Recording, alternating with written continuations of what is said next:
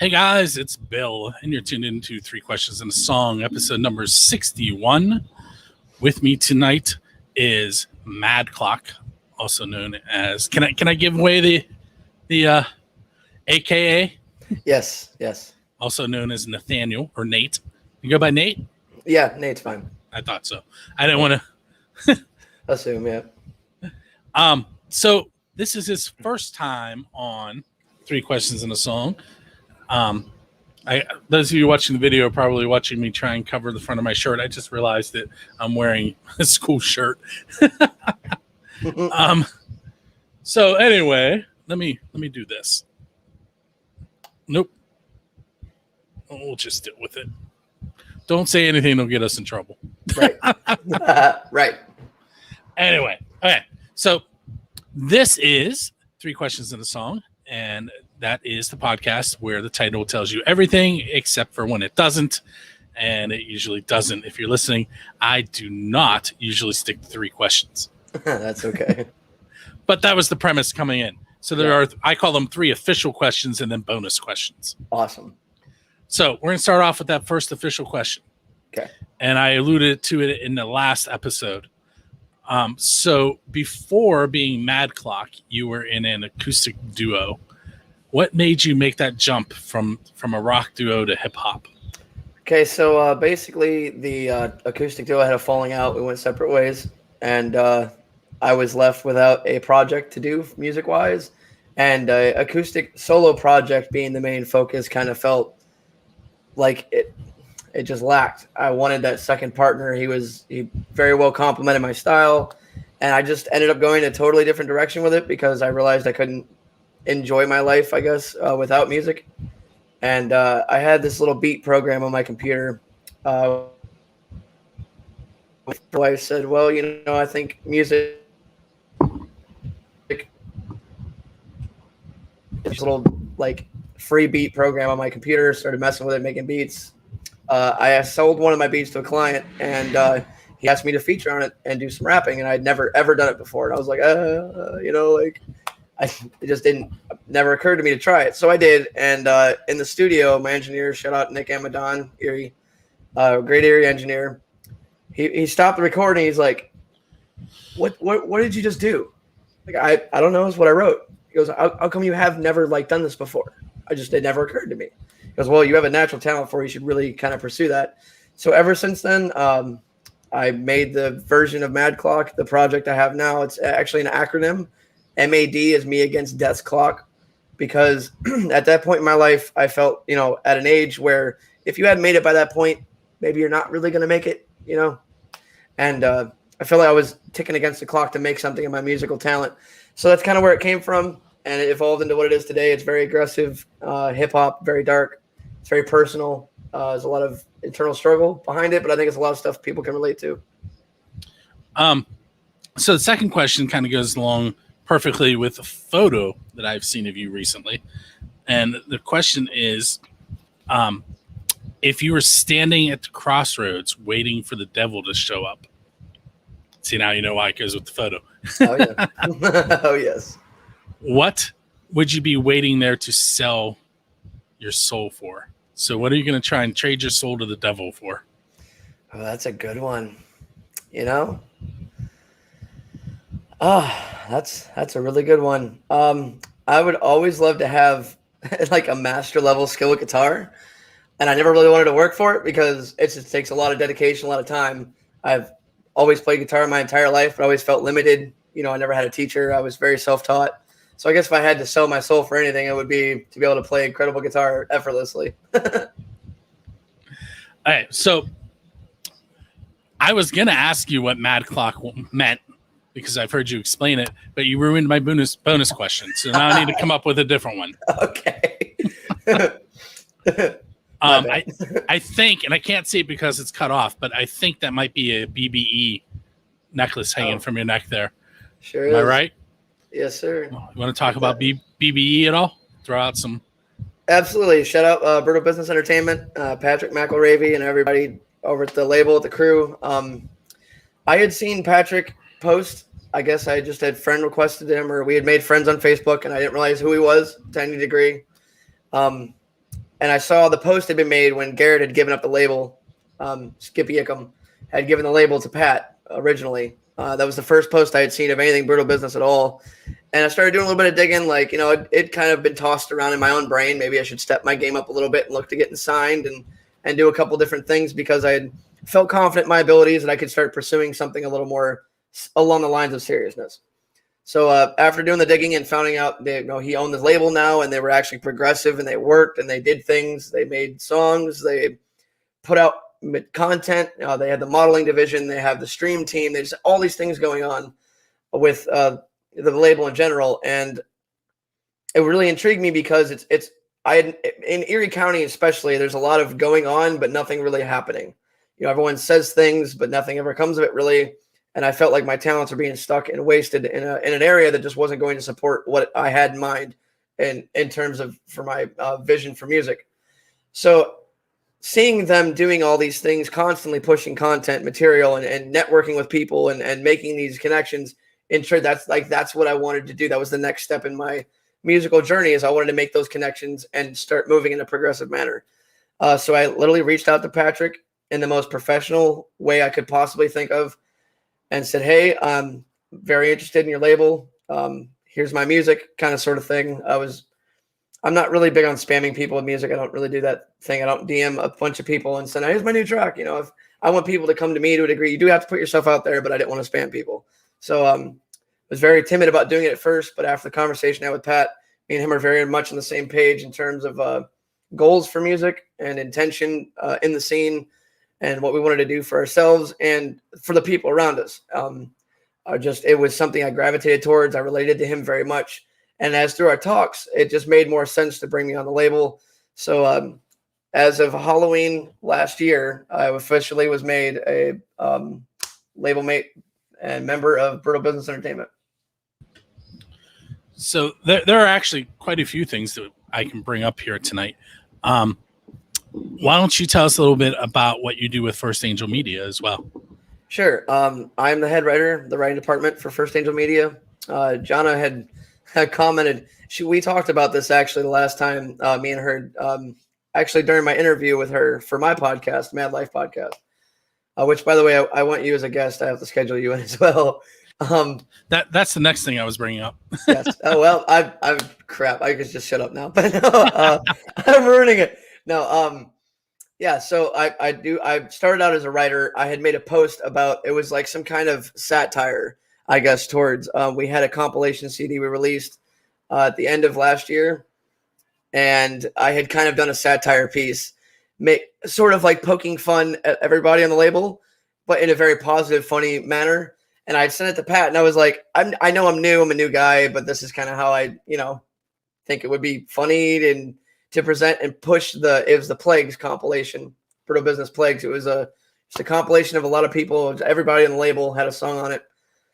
And he was like, oh, it's great. That's hilarious. I love that you got a lighthearted kind of sense of humor and you get along with people. Go for it. Well, Jana had seen the post and absolutely died laughing. It was kind of funny. And then she came at me and she goes, you really can write. You can write. And I was like, it was something to the effect of, I said, well, yeah, well, what next? Or however I said it, she goes, don't tempt me. I've stolen people before. I will steal you. I said, bring it on. So the next thing you know, she was in my inbox being like, so bet that you want to write. Here's what we do here. Are you interested? And I said, absolutely. For the main fact that I've mentioned this before, that I like the fact that I'm just constantly writing, in a sense, that even if I'm not writing music, I'm writing to a degree or being involved in that environment, because it's complimentary to me as a writer to keep writing, to be progressively just doing these things.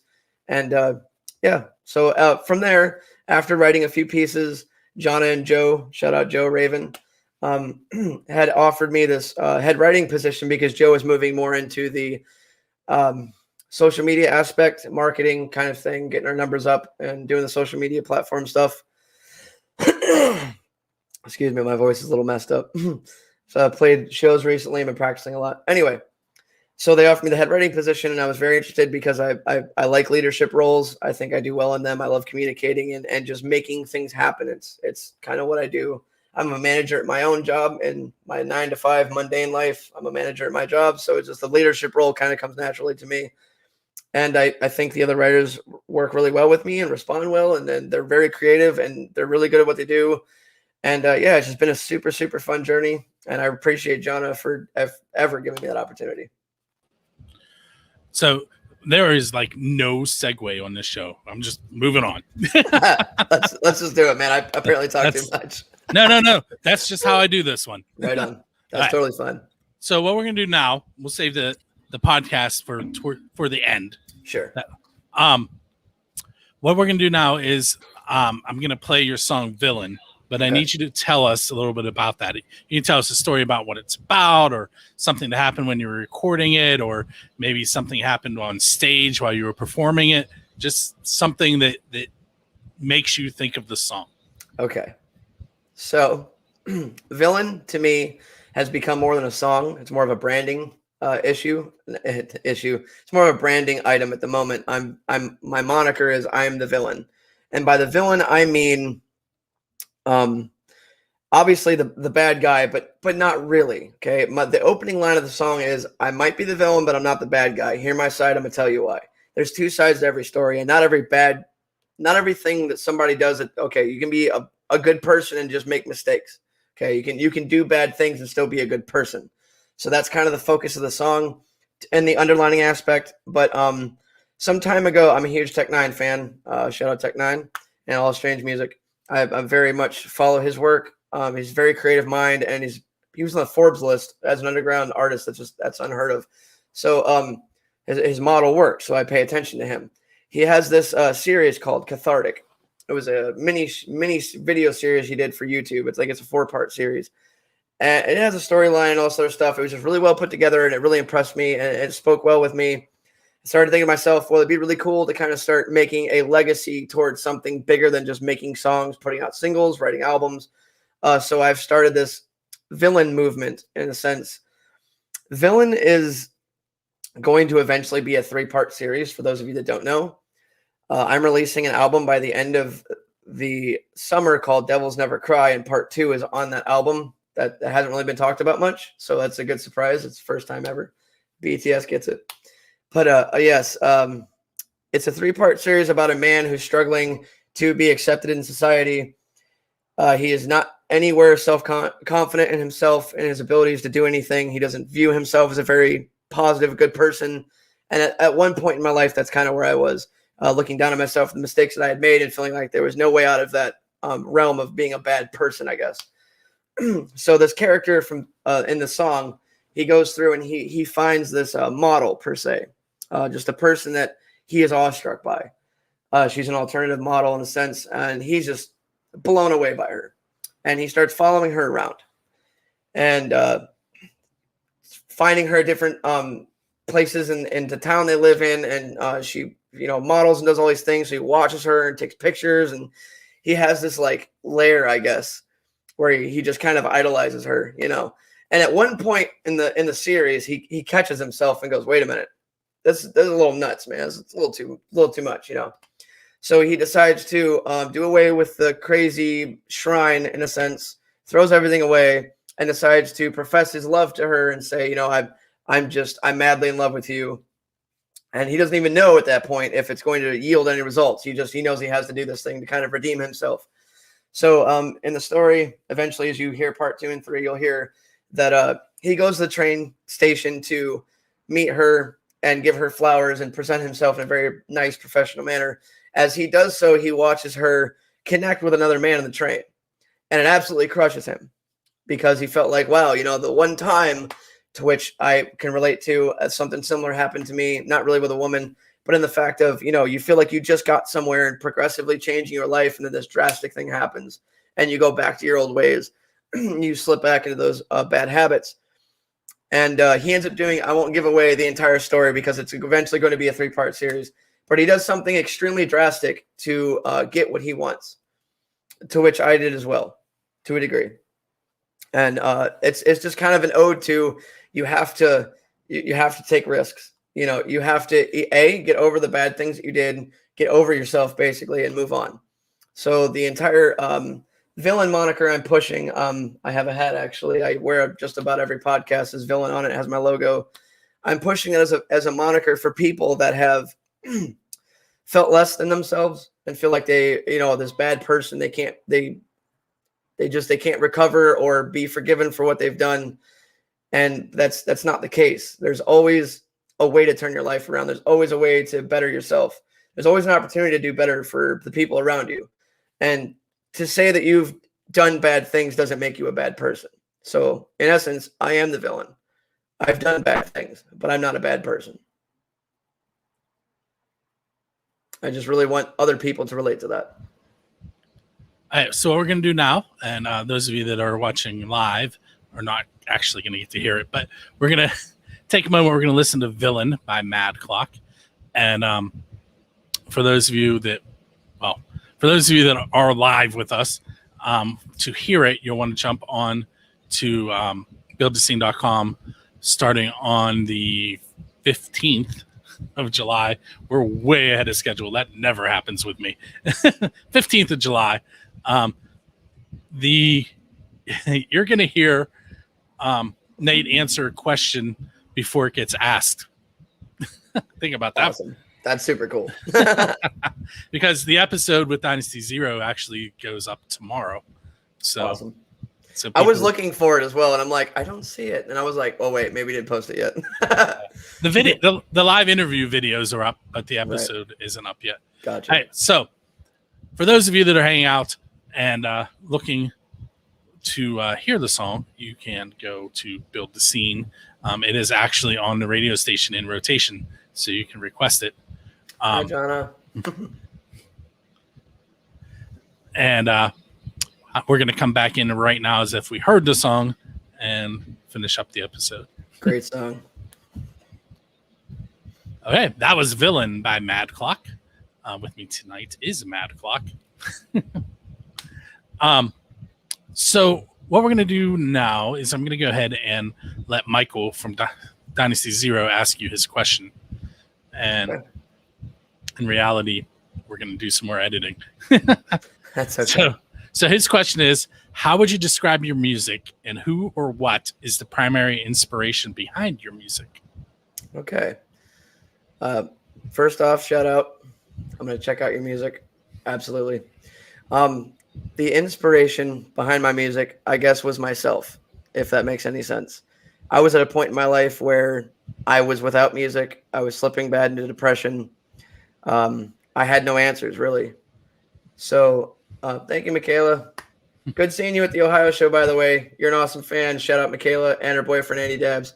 Anyway, I was at a point in my life where I had no answer, I guess, for what I was going through.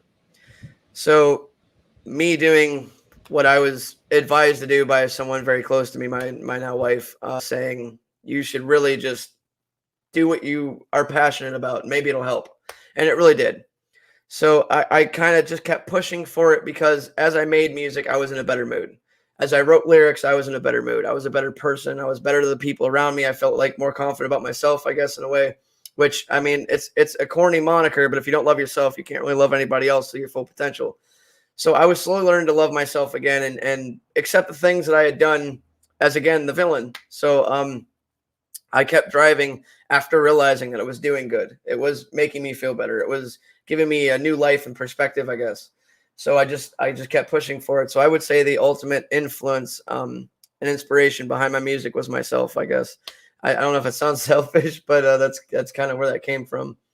I would describe my music, I mean, okay, in a genre format, I would say it's dark trap. It's dark hip hop. It is very trap-based, drum-kitted, but very rock-oriented. I do my own live guitar production. I make all my own beats. For those of you that don't know, make all my own beats. I write all my own lyrics. And my beats are very personal to me because they're a part of the song. And I feel like building the song from the ground up gives it just the absolute personal me in the song that there can possibly be. So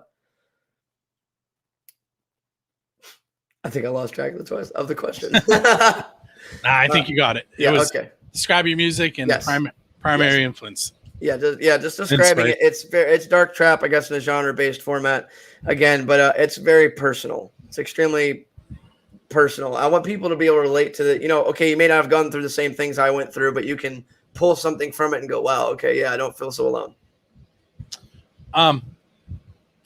So let's do the podcast. Okay. All right. Tell us about Mad Life. Okay, so Mad Life podcast was an idea that John Lee Machika, shout out Lady J, that helped me put together. I've always wanted to do, I guess, more with my brand. I wanted another way of branding myself because I like doing a lot of things at once. I'm a crazy, I can't sit down kind of person, but I wanted to do something special, not just a regular old podcast. So I started thinking, what is my music about? What is my life about? What about my life could maybe benefit other people hearing about? How do I tell my story in a sense? I do through music, but it's kind of cryptic. So I wanted something a little more like upfront and transparent. John has decided that, I'm a lot of these things. I'm a multifaceted person. I'm a father of 6. For those of you who don't know, 6 kids. I work a full-time job as a manager. I come home. I spend time with my kids when I'm not at work. And then the other umpteen amount of time I may have is dedicated to music. So it's having this mad life. I wake up early in the morning. I get in that editor chat with John and Joe, and we figure stuff out for the day. And we work through what our goals are for the day, and I head right to work. And from there, I manage. I drive a forklift. I load trucks. I lift beer. I do all these things, delegate people and things that need done. I come home, and I do the same thing with my kids. Hey, you got to do this. Let's get this done. Where's your homework? What are we doing for dinner? Is it thought out? Like all these things that are just real life. You know what I mean? So I wanted to kind of be transparent in the fact that, a lot of artists have other things going on in their life. They're not just musicians, and to really bring the light in the fact that we sacrifice a lot to make a music career, especially when we have a lot going on. So I wanted to kind of share my story and bring other people on the podcast that had similar lifestyles, kids, a busy job, a music career, or modeling career of any kind, or just an entertainment venture, I guess, period. That way, when people listen to these episodes, they can listen to these experiences and maybe inspire them to be like, all right, I have all this stuff going on, but I really want to play music. I really want to do this. These guys do it every day. Maybe I can too. That was the whole point of the podcast. Cool. Where can the listeners get a hold of you? Where can they get your music? Where can they find you online? For my music streaming, I'm on all major platforms: Spotify, iTunes, Google Play, Amazon. I'm on 34 different streaming sites. I mean, everything from Deezer to Napster, even. There's a name drop for you. But social medias, I'm on Facebook. I'm on Instagram. I have a Reverb Nation still. That's pretty old. I do have a SoundCloud that I don't touch. But the major ones, Facebook, Instagram. I don't really use Twitter a whole lot. I probably should. But yeah, find me on those 2 major social media platforms as you've helped me put together an EPK, MadClockmusic.com. So go check that out. That's pretty much it. Hey, so I gave you a homework assignment like I do on every episode, and Yes. You were supposed to check out Doug Carnahan and also his band After the Fall. Yes. Did you come up with a question for him? I did. First, I want to say After the Fall is a great project. I very much dig the vibe. I feel like Doug sounds somewhere between Lane Staley and the lead singer of Lit. I love the dude's voice. It's super good. It's but even like a Bob Dylan-esque, because I think you and I have discussed Bob Dylan, and he's like an acquired taste. And Right. Doug gets this range that I can tell from a lot of people may be like, but Bob Dylan had the same thing, and people flock to that. He has a very unique voice, and Yes. it adds to the style of what he's doing.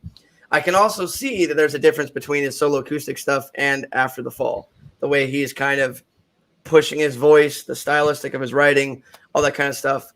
I guess my question for Doug is, with something that sounds as very well put together as After the Fall, what made you still want to do a solo project after something that seems so well put together and, on a path to success already? So now what you have to do is listen to that episode to hear his answer. And that's really off in the distance now. That's August. Let's see. Yeah, it'll be August 1st. Awesome. All right. So what's coming up next for MadClock? Well, I have a ton going on, and the list is not stopping anytime soon. Bella Rotten is my new partner on stage. She's been dancing for me, helping me add another layer of entertainment to my live show. And I keep throwing these shows at her I'm getting, and she keeps going, Nate, what are you doing? Stop it. I'm just getting all these shows and all these dates. As of right now, I have 6, potentially 7. Seventh one is unconfirmed shows from now until October. And I have 3 shows in Ohio just in July. It's getting pretty fast-paced, pretty quick. I play – let me see if I can get through this now. All right, it's July. So July 17th, I will be in Cleveland, opening up for R.A. the Rugged Man. July 24th, I will be in Akron, Ohio at the Vortex. July 30th, I go back to the Vortex for an acoustic set. For those of you that don't know, I still do my acoustic solo project. Every once in a while, I love bringing some acoustic songs to kind of throw in a mix of my regular hip hop stuff. So if you want to see me just do acoustic stuff, I have an album. It's an EP on streaming platform called The Old Me. If you want a clue of how I do acoustic, check that out. And then, okay, so for August 7th, I'm in Pittsburgh at the Subalpine for Lily 6. Shout out Lily 6. You're awesome. August. Whew, there's a lot of dates. August 28th, I think. 23rd. I have to check. I'm making a show flyer that I have to post. I gotta reintroduce all these no, September. It's okay, yeah, September. The end of September, I have the Subalpine. I open for Razakel. For those of you who don't know, go check out Shrunken Head Entertainment. Great label, great people. And a big one. I'm not going to name all my shows. I will be putting out a flyer. But my big coup d'etat show, October 6th. It's a Thursday. October 6th, I'm going to be at the Craft House in Pittsburgh opening up for Twisted. In somewhere in the mix of all that, I'm going to be releasing my 4th studio album called Devils Never Cry. Will be released under Brutal Business Entertainment alongside sponsorship at First Angel Media. And I will be continually doing podcasts, continuing joining many other people as I possibly can in the network and collab. I have a couple other collabs coming out soon that I can't talk about with people from the label, people outside the label, people I just met. Shout out Savage MMG. He's the one who hooked me up with the Wind Scenes Collide show that was in Ohio a couple weeks ago. I opened up for Dropout Kings. There's a lot going on, man. Constantly a lot going on. I'm actually, I haven't met him, but it's Savage Media, right? Yes. Yeah. John Lane, who people will be hearing from at the end of this podcast, they have done a few things together, so I have heard of them. Yeah, Mike Wendell is very, very progressive. He is an insanely supportive vein in the network of local music. And he's always pushing to put out great and all his shows are growing massively. He's made a few more announcements that I can't talk about yet for bigger shows and bringing bigger people in. And he's definitely somebody to keep tabs on. All right, so I would be remiss if I didn't ask you this question. This is more of a PA Rock Show question, but the question is, who's your Dave Grohl? In other words, who would you want to go up on stage with and perform one of their originals? Man, I'm a huge Hobson fan. If you know who Hobson is. I do not. Okay, check him out if you have some time. He's a underground rapper that has kind of made his way from the lower level up to where he's at now. He has a lot of internal struggle and strife in his music. It very much relates to mine to a degree. But his music has always inspired me to be like, I have to keep rapping. On the days when I want to quit and I don't want to do this shit anymore, I listen to Hobson and I go, yes, I need to do that. Okay. So it's Hobson? Hobson, Hopsin. Yep. I'll have to check that out. Yes. All right. So first, I want to thank you for hanging out with me tonight. Absolutely. Thanks for having me. And I want to say thank you to Michaela and Jonna and anyone else who was watching live. There are more people than that, but those two were in the chat. The list is ever growing and super long. Shout out literally everyone in me and Bill's life. There you go. All right, this has been episode number 61 of 3 Questions and a Song. You can check us out on the 1st and 15th of each and every month. If that is not quick enough to hear new music, you can also check us out at the Pennsylvania Rock Show, which is every Friday for release dates. And then usually the second Saturday of July, Jonna, who we've mentioned a few times, and I go on XRP Radio, which is xrpradio.co.uk at 3 p.m. Eastern, 8 p.m. GMT. And we do a live show where we take 7-ish songs with us. They know the song name, the artist name, and the genre. They don't get to listen to it. They play it live. They hear it for the first time on the air, and then they try and match it to a song that they have in their playlist. And then everybody in the chat room discusses what they liked about each song and what they didn't like. It's actually kind of fun. But I caught that episode. It looked really, you guys did a great job. That's super cool. Thank you. Normally, you would not be able to listen to this episode and hear July's episode of Friendly Fire, but we're doing July the 3rd week because I will be at my nephew's birthday party for the 2nd week. So if you're listening to this on the 15th, you have 2 days, and then you can listen to Friendly Fire. And Shauna is popping in here. I'm sure it is fun. All right. So anyway, you've been listening to 3 Questions in a Song. Check us out at buildthescene.com. Go ahead and throw out your address again. Facebook.com/MadClock, MadClock Music handle on Instagram, and MadClockMusic.com. And we'll see you next time.